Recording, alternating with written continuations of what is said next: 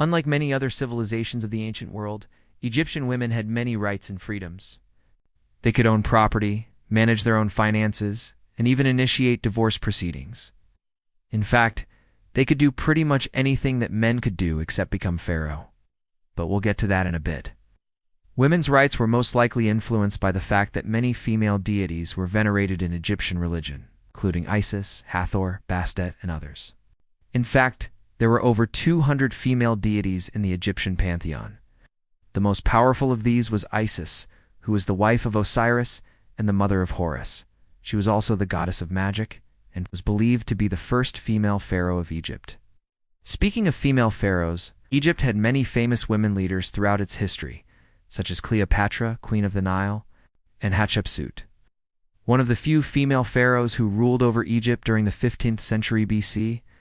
But what were the day-to-day roles of women in ancient Egyptian society? A lot of it depended on their social class. Rich women could afford to have servants and could spend their days socializing or managing their households. Poor women, on the other hand, had to work alongside their husbands in the fields or as laborers. But even poor women had rights. They could own property in their own name and could take their husbands to court if they were mistreated. They could also inherit property from their parents or spouses. And they could even work as prostitutes if they chose to. Egyptian women also played a significant role in the economy. They were responsible for producing the goods that their families needed, such as clothing and food. And they also participated in the trade economy by selling their wares in the marketplace. Women's influence wasn't limited to the domestic sphere. They were also active participants in politics and culture. Women's input was highly valued in religious matters, and they were often the ones who initiated legal proceedings.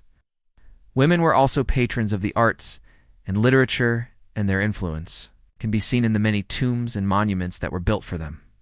Finally, it's worth noting that ancient Egyptian women were depicted in a variety of ways in art and literature. They were often shown in a positive light as strong, independent, and virtuous women.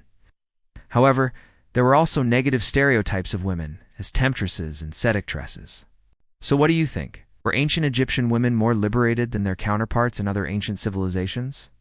Let me know your thoughts in the comments below.